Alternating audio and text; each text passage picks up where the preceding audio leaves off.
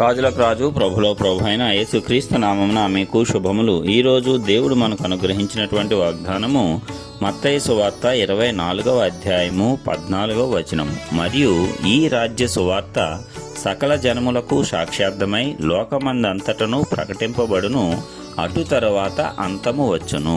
ప్రియులారా, ఈ వాక్య భాగాన్ని మనం పరిశీలించినట్లయితే ప్రభు అయిన యేసుక్రీస్తు వారు తన శిష్యులకు చెప్తున్నటువంటి మాట, ఇవన్నీ ఎప్పుడు సంభవిస్తాయి, నీ రాకడ సూచనలు ఏమిటి అని చెప్పి వారు అడిగినప్పుడు ఈ రీతిగా ఆయన చెప్తున్నాడు. మరి అనేక అంశములు వారికి వివరిస్తూ దానిలో ఈ రాజ్య సువార్త సకల జనములకు సాక్ష్యార్థమై లోకమందంతటను ప్రకటింపబడును, అటు తర్వాత అంతము వచ్చును అని చెప్పడం జరిగింది. అంటే ఈ లోకంలో మనుష్యులందరికీ కూడా ఆ సువార్త ప్రకటింపబడుతుందంట.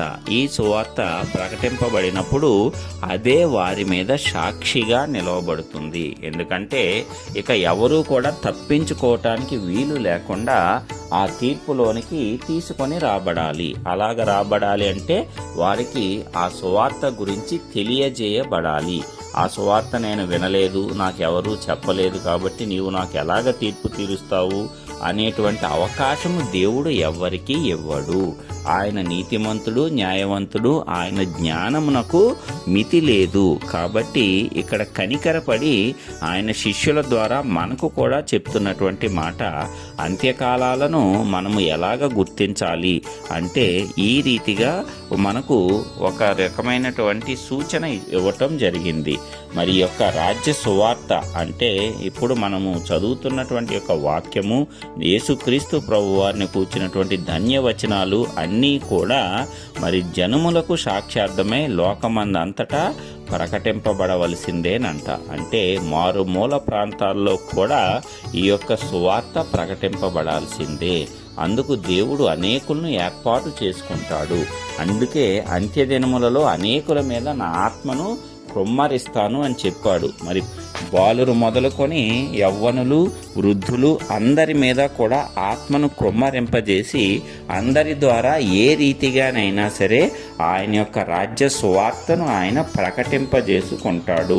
ఇక ఏ మానవుడు కూడా నీవెవరు, నిన్ను గూర్చి నేను ఎప్పుడూ వినలేదే, నిన్ను గూర్చి నాకెవరూ చెప్పలేదే, ఒకవేళ చెప్పి ఉంటే బాగుండేది, నేను ఒకవేళ మారేవాడినేమో, ఈ తప్పులు చేయకపోయేవాడినేమో, ఈ పాప జీవితాన్ని అనుసరించి నడుచుకోలేకపోయేవాడినేమో అని చెప్పేటువంటి అవకాశము తప్పించుకోవటానికి ఏ ఒక్కనికి ఏ కారణము లేకుండా దేవుడు చేస్తాడు. అటు తర్వాతే అంతము అనేది వస్తుంది. ఇది స్పష్టంగా మనము తెలుసుకోవలసినటువంటి విషయము. అందుకే మరి సువార్త విస్తరిస్తూ ఉన్నప్పుడు మనము సంతోషించాలి, అదే విధముగా సిద్ధపడాలి.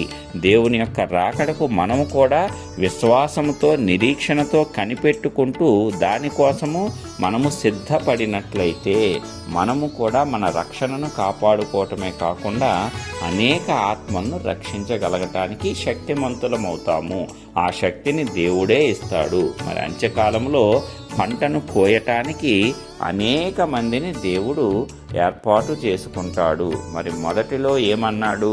కోత విస్తారమే గాని పనివారు తక్కువగా ఉన్నారు అని దేవుడు చెప్పటం జరిగింది. అయితే మరి అంత్యదినములలో అనేకులను దేవుడు ఉపయోగించుకొని తన యొక్క రాజ్య సువార్తను విస్తరింపజేస్తాడు అని ఈ లేఖనం ద్వారా స్పష్టంగా మనకు అర్థమవుతుంది.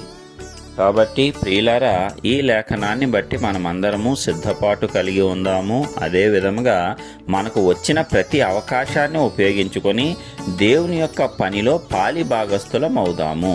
సకల జనులకు సాక్ష్యార్థంగా ఈ సువార్త ప్రకటింపబడటంలో మనవంతు పాత్రను సమర్థవంతంగా నిర్వహించినట్లయితే దేవుని యొక్క అత్యధికమైనటువంటి కృపను మనము కూడా పొందుకుంటాము. దేవుడు మనకు అనుగ్రహించినటువంటి పనిని మనము కూడా ఈ లోకంలో సంపూర్తి చేసిన వారముగా ఉంటాము. ఎందుకంటే యేసుక్రీస్తు ప్రభువారు ఈ లోకంలోనికి మానవుడిగా వచ్చినప్పుడు తండ్రి అప్పగించినటువంటి పనిని సంపూర్తి చేశాడు. ఆ రీతిగా మనము కూడా దేవుని పనికి ఎలాగూ ఏర్పాటు చేయబడ్డామో, ఏ రీతిగా ఆయన పనిని సంపూర్తి చేయవచ్చో తెలుసుకొని దాని ప్రకారం మనము కూడా దేవుడు మనకిచ్చినటువంటి ఆ యొక్క పనిని సంపూర్తి చేసి విజయవంతంగా ఈ లోకాన్ని విడిచిపెట్టడానికి ఆ పరిశుద్ధాత్మ దేవుడు ఈ వాక్యం ద్వారా మనకు ఆదరణ ఇవ్వాలని నజరేయుడైన యేసు నామమున ప్రార్థించుచున్నాను. ఆమేన్.